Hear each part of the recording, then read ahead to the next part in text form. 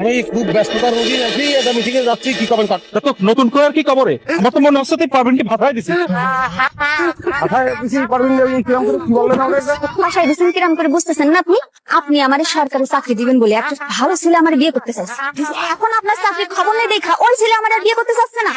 বুকা রে, তুই যে বুকা সেটা তো উল্টি পারিনি। যে সাওয়াল তোর এই চাকরি লোক তোরা বিয়ে করতে চাইছে, সে সাওয়ালটা তোরা বিয়ে করতে চাইনি রে, বিয়ে করতে চাইছে ওই চাকরি রে। এটা বুঝিস নি? আব্বা শুনছো তুমি তার কথা? শোনেন, আপনার এসব জ্ঞানের কথা শোনার আমার কোনো প্রকার এখন ইচ্ছা নেই। চাকরি যদি আমার 24 ঘন্টার মধ্যে না হয় তাহলে যেটা বলেছিলাম মনে করতেছেন চালাকি করে বিয়ে করছেন বলে বেঁচে গেছেন।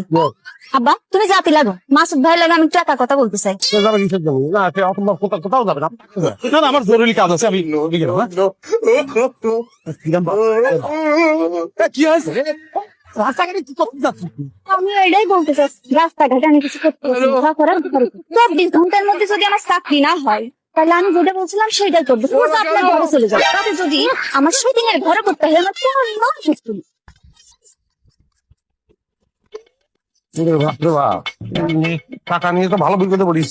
আমার একটা ব্যবস্থা আমার করতেই হবে।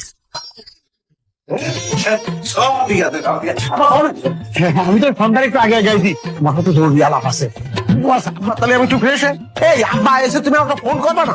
আমি তো আপনার কল করেছি, আপনি রিসিভ না করলে কেন করবো? কল করিস কোন নাম্বারে করিস?